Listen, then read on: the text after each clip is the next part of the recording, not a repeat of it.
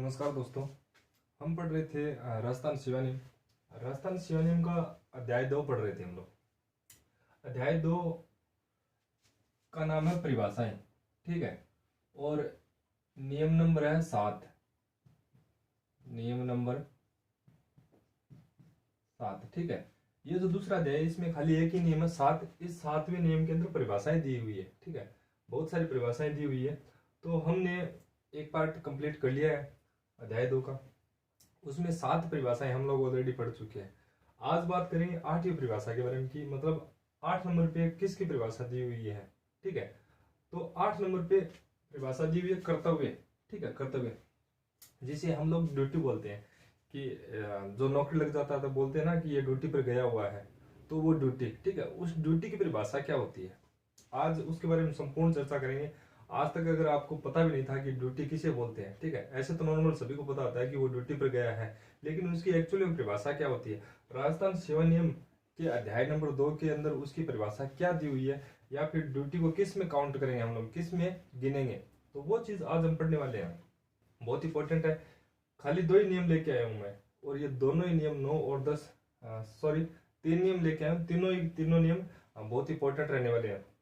तो आज तक जिनको पता नहीं था कि परिभाषाएं क्या होती है, या फिर ज्वाइनिंग टाइम यानी इसकी करते हुए ड्यूटी की परिभाषा क्या होती है, तो ड्यूटी को हम डिटेल से पढ़ेंगे और ड्यूटी के बारे में हम जानेंगे कि ड्यूटी कहते किसे, एक्चुअल के अंदर ड्यूटी किसे कहते हैं। तो चलिए देखते हैं कर्तव्य की परिभाषा यानी ड्यूटी किसे कहते हैं।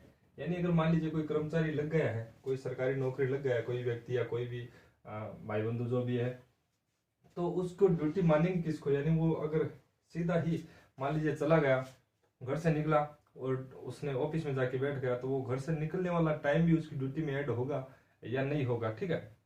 तो वो चीज सारी देखने वाले हैं। तो पहला है कर्तव्य, यानी 8 नंबर नियम है कर्तव्य, ड्यूटी। ड्यूटी में 2 प्रकार से दी हुई है कर्तव्य, ठीक है। यानी परिभाषा की 2 बिंदुओं में परिभाषा बताई हुई है। इसकी कर्तव्य की परिभाषा 2 बिंदुओं में बताई हुई है, एक है ए, एक है ब, ठीक है। ए में क्या दिया हुआ है वो देखते हैं। ए में दिया हुआ है कि निम्न अवधि को एक राज्य कर्मचारी के कर्तव्य की अवधि में शामिल माना जाएगा, ठीक है।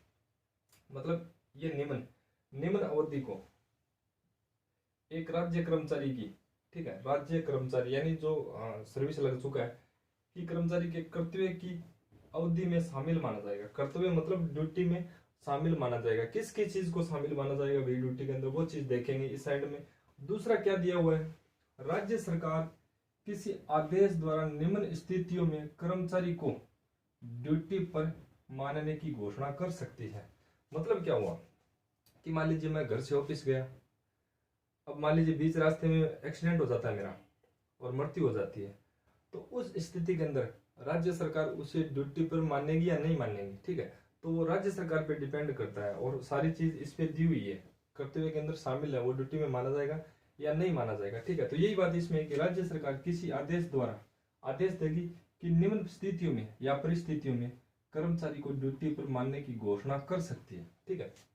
घोषणा कर सकती है कि मतलब ऑफिस जा रहा हूँ और बीच रास्ते मेरी एक्सीडेंट के द्वारा मृत्यु हो जाती है, तो वो घर से निकलने वाला टाइम या उस मृत्यु वाला टाइम यानी ऑफिस पहुंचा ही नहीं हो, तो वो ड्यूटी मानेगी या नहीं मानेगी, वो राज्य सरकार ने इस नियम में लिख रखा है, ठीक है।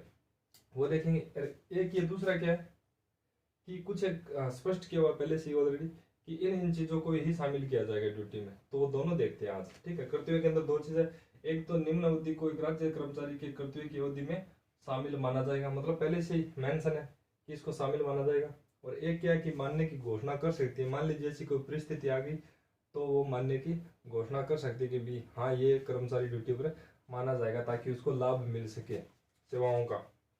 पहला देखते हैं, ठीक है। राज्य कर्मचारी की कर्तव्य की अवधि में शामिल माना जाएगा। मानना क्या क्या जाएगा वो देखते हैं। प्रोबेशनर, प्रोबेशनर क्या होता है, जब कर्मचारी नौकरी लगता है तो जो पहले 2 साल की अवधि होती है जिसमें उसको ट्रेनिंग दी जाती है काम सीखने की, ठीक है, तो वो प्रोबेशनर माना जाता है। 2 साल तक वो प्रोबेशनर माना जाता है, यानी उसके जो प्रवीक्षा दिन होता है वो काम सीखता है। प्रोबेशनर या अप्रेंटिस यानी शिक्षार्थी, शिक्षार्थी जो एक निश्चित काल के लिए सेवा पे लिए जाते हैं, ये स्थायी नहीं होती है अप्रेंटिस, ठीक है। प्रोबेशनर, अप्रेंटिस, प्रोबेशनर वो जो 2 साल तक सेवा करते हैं सरकारी नौकरी लगने के बाद, ठीक है। प्रोबेशनर और अप्रेंटिस शिक्षार्थी के बाद स्थायीकरण कर दिया जाए, ठीक है। यानी मतलब क्या हुआ, जैसे प्रोबेशन पीरियड खत्म होता है या अप्रेंटिस का पीरियड खत्म होता है, जैसे अप्रेंटिस 2 या 4 साल के लिए लिए जाते हैं, तो इनका पीरियड खत्म हो जाता है, उसके बाद स्थायीकरण कर दिया जाए, इनको फिक्स कर दिया जाए, तो फिर उसके बाद वाला समय ड्यूटी में माना जाएगा, न कि प्रोबेशन के टाइम या अप्रेंटिस के टाइम वो समय ड्यूटी में नहीं माना जाएगा, ठीक है। जब प्रोबेशन होता है, प्रोबेशन चलता है, तो वो ड्यूटी नहीं मानी जाती है, वो प्रोबेशन का टाइम माना जाता है, उसके बाद स्थायी किया जाता है ना, फिर वो ड्यूटी मानी जाती है, ठीक है। राजस्थान सेवा नियमों में यही दिया हुआ है कि ड्यूटी कब मानी जाएगी, इनके बाद के इनका समय पूरा होने के बाद जब स्थायी कर दिया जाता है कर्मचारी को, तो उसको ड्यूटी माना जाता है, ठीक है। तो प्रोबेशनर या अप्रेंटिस को ड्यूटी में शामिल नहीं किया जाएगा। जो प्रोबेशन काल होता है ना, अपरीक्षाधीन समय, उसको ड्यूटी में शामिल नहीं किया जाता है। उसके बाद 2 साल के बाद जब स्थायी किया जाता है, तो फिर उसको ड्यूटी में माना जाता है। दूसरा है पदभार ग्रहण काल की अवधि। अब ये पदभार ग्रहण काल क्या होता है? पदभार ग्रहण काल की अवधि, जैसे मान लीजिए कोई कर्मचारी है, उसको नया पद सर्जित कर दिया हमने, ऑलरेडी लगा हुआ है कर्मचारी, ठीक है। तो उसको नया पद जब सर्जित करते हैं, तो होता क्या है कि उसको पहले पद से छुट्टी दे दी जाती है, और नया पद सर्जित करने के जो बीच का समय होता है, यानी नया पद सर्जित कब तक कर लेगा वो, 5 या 6 या 2 या 4 दिन का जो भी समय दिया जाता है, तो वो होता है पदभार ग्रहण काल, यानी उसका ग्रहण काल होता है वो, मतलब वो ग्रहण कब तक कर लेगा उस पद को, तो वो होता है पदभार ग्रहण काल, ठीक है। पदभार ग्रहण काल की अवधि भी ड्यूटी में शामिल मानी जाएगी, ठीक है। उसे नए पद के लिए कह दिया जाता है कि भाई नया पद ग्रहण कर लो, तो जब तक वो ग्रहण नहीं करे उस समय तक को भी किस में माना जाएगा, ड्यूटी में शामिल माना जाएगा, ठीक है। अब मान लीजिए कोई कर्मचारी है और वो कोषागार के काम से संबंधित कोई काम गया हुआ है, कोषागार ट्रेजरी से संबंधित, मान लीजिए उसको 7 दिन लग जाते हैं जयपुर के अंदर, तो अगर वो 7 दिन तक बाहर रहता है कोषागार से संबंधित कार्यों के लिए, तो भी उसको ड्यूटी माना जाएगा 7 दिन तक। अपवाद है ये, बाकी में टाइम नहीं दिया हुआ। 2 ही जिले हैं, जोधपुर में अगर वो 3 दिन तक बाहर रहता है तो भी उसको ड्यूटी में माना जाएगा, ठीक है। तो जब तक वो पदभार ग्रहण नहीं कर लेता, तो जो जयपुर में तो 7 दिन तक किसी कार्य विशेष के लिए बाहर गया हुआ है, तो जयपुर में वो 7 दिन तक ग्रहण नहीं करता, तो भी उसको ड्यूटी में माना जाएगा। और जोधपुर में 3 दिन तक बाहर गया हुआ है, तो भी उसको ड्यूटी में माना जाएगा। इसके बाद 14 दिसंबर 2012 से 14 दिसंबर 2012 से वित्त विभाग ने कुछ एक स्वीकृति दी कि भाई ड्यूटी किसको माना जाएगा, किसको नहीं माना जाएगा, ठीक है। तो 14 दिसंबर 2012 वित्त विभाग ने स्वीकृति ये दी कि घर से निकलने के बाद जब व्यक्ति कार्यालय पहुंच जाए, ठीक है, मैंने यहाँ शॉर्ट में लिखा है कि घर से निकलने के बाद जब वह ऑफिस में एंटर करता है, तब से उसकी ड्यूटी शुरू हो जाती है। ऑफिस में एंटर करते ही उसकी ड्यूटी शुरू हो जाती है, और ऑफिस से छुट्टी लेने के बाद शाम को मान लीजिए उसका टाइम पूरा हो गया, छुट्टी लेने के बाद घर के लिए रवाना होता है, तो उसकी ड्यूटी ऑफ हो जाती है। तो ड्यूटी कब तक बन जाएगी? घर से निकलने के बाद ऑफिस में एंटर करने के समय से उसकी ड्यूटी प्रारंभ हो जाती है, तो उसको ड्यूटी पर माना जाएगा, ठीक है। जैसे वह कार्यालय को छोड़ता है तो ड्यूटी ऑफ हो जाती है, तो ये बात ध्यान में रखना। इसके बाद राजकीय यात्रा, कोई कर्मचारी राजकीय यात्रा पर गया हुआ है तो उसको ड्यूटी माना जाएगा, ठीक है।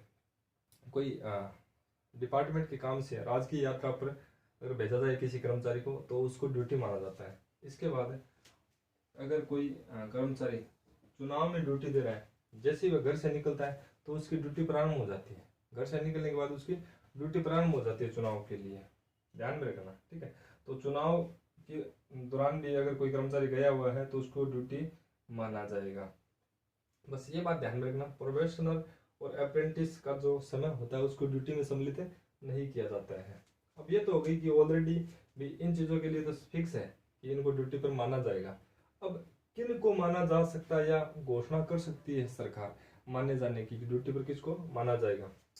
भारत में 1 नंबर है, भारत में किसी प्रशिक्षण अवधि के दौरान, भारत में कहीं भी किसी प्रशिक्षण अवधि के दौरान पाठ्यक्रम या प्रशिक्षण देने के लिए अगर भेजा जाए, पाठ्यक्रम या प्रशिक्षण देने के लिए कर्मचारी को, मान लीजिए डिपार्टमेंट के अंदर ऐसी कोई आवश्यकता होगी कि उसका प्रशिक्षण लेना अनिवार्य है या जरूरी हो गया कि भाई प्रशिक्षण लेना ही पड़ेगा, तब उसको बाहर भेजा जा सकता है कि भाई आप ये प्रशिक्षण लेके आओ या आप ये कोर्स करके आओ, तब मतलब ये काम चल सकेगा हमारे डिपार्टमेंट का। तो उसको बाहर भेजा जा सकता है पाठ्यक्रम या प्रशिक्षण के लिए, तो उसको ड्यूटी पर माना जाएगा। किस नियम के तहत?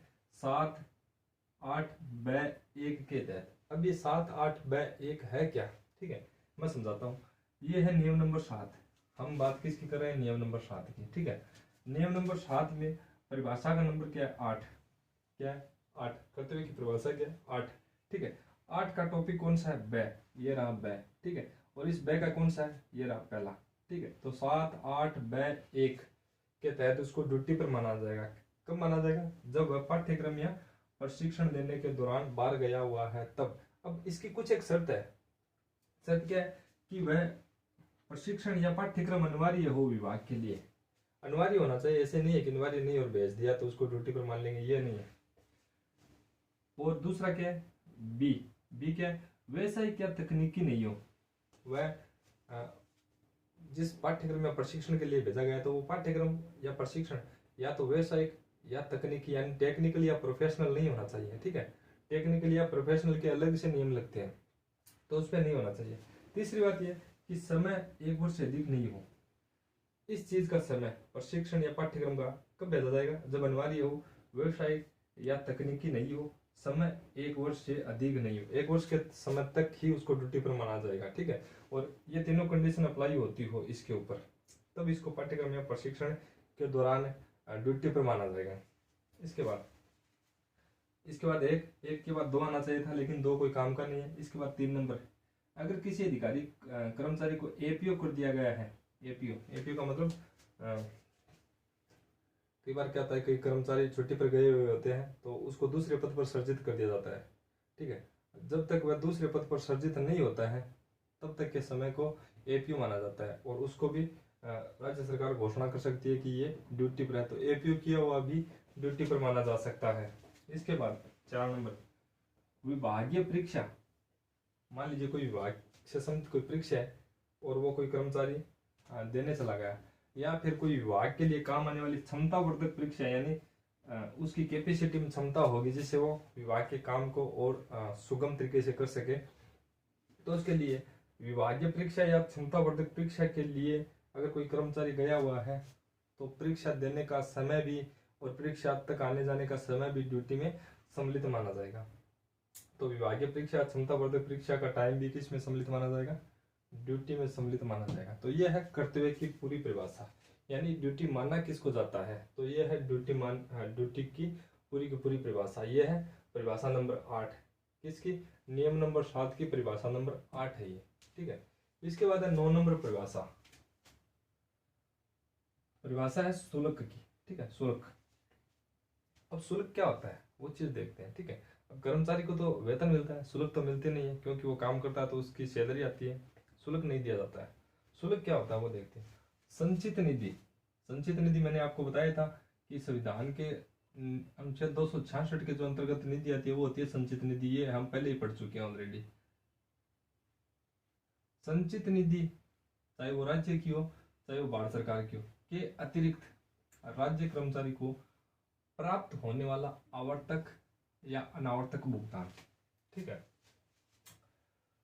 संचित निधि के अतिरिक्त, संचित निधि चाहे भारत सरकार की हो चाहे राज्य सरकार की हो, उसके अतिरिक्त राज्य कर्मचारी को प्राप्त होने वाला जो भुगतान होता है उसको बोलते हैं शुल्क। इसके अतिरिक्त, ठीक है, इससे अगर प्राप्त होगा तो वो तो हो जाएगी सैलरी यानी वेतन हो जाएगा। इसके अतिरिक्त प्राप्त होता है संचित निधि के अतिरिक्त, तो उसको क्या बोला जाएगा? शुल्क बोला जाएगा। अब शुल्क में किसको सम्मिलित नहीं किया जाता है, मतलब शुल्क में शामिल किसको नहीं किया जाता है? शुल्क में निम्न को सम्मिलित नहीं किया जाता या नहीं है। ठीक है, एक तो अनुपार्जित आय। अनुपार्जित आय का क्या मतलब होता है?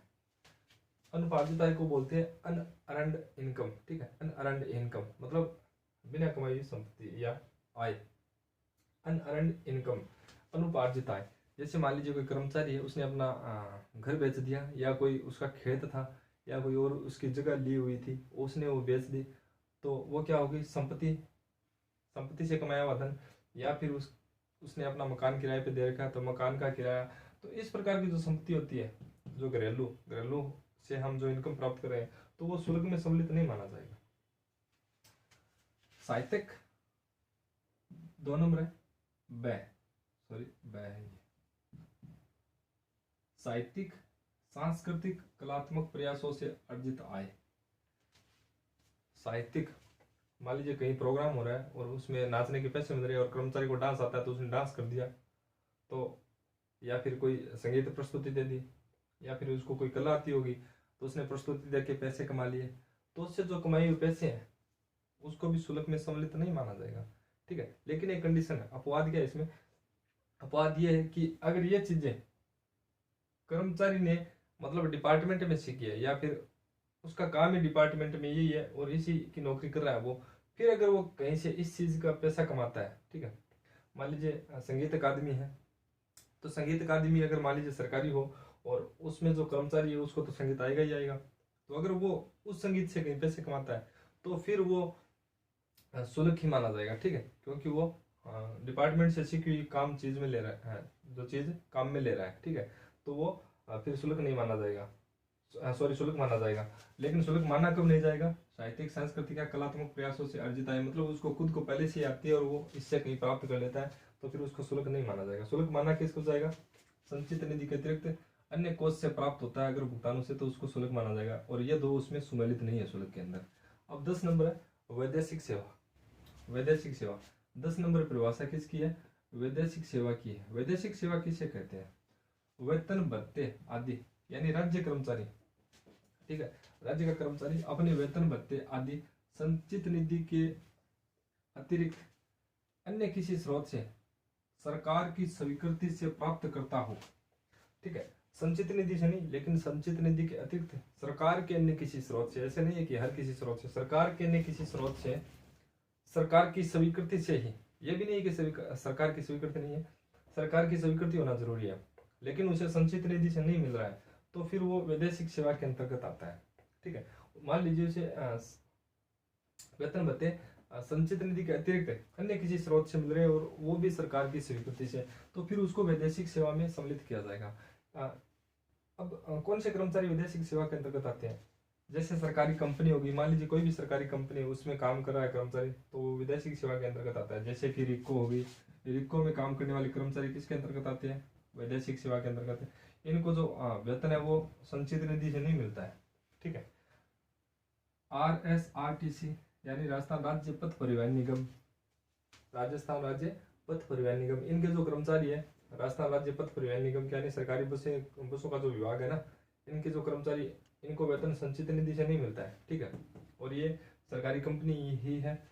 इसके बाद विद्युत प्रसारण निगम, विद्युत प्रसारण निगम के कर्मचारी भी किस में नहीं आते, ये भी किस में आते हैं, वैदेशिक सेवा के अंतर्गत आते हैं। और JDA यानी जयपुर डेवलपमेंट अथॉरिटी, यानी जयपुर विकास प्राधिकरण, ये भी क्या है, सरकारी कंपनी है। इनको भी वेतन संचित निधि से प्राप्त नहीं होता है, और संचित निधि से प्राप्त नहीं होता है लेकिन अन्य स्रोत से प्राप्त होते हैं, और वो भी किसकी स्वीकृति से, सरकार की स्वीकृति से। तो ऐसे अधिकारी जिनको संचित निधि से वेतन प्राप्त नहीं होता लेकिन सरकार की स्वीकृति से अन्य कोष से प्राप्त होता है, जैसे कि ये इनके जो अधिकारी रिको के, RSRTC के, विद्युत प्रसारण निगम के और JDA के, इनके अधिकारियों की जो सेवा मानी जाएगी वो वैदेशिक सेवा मानी जाएगी। ठीक है, इसके बाद नियम नंबर 10A, ये 10 हो गया।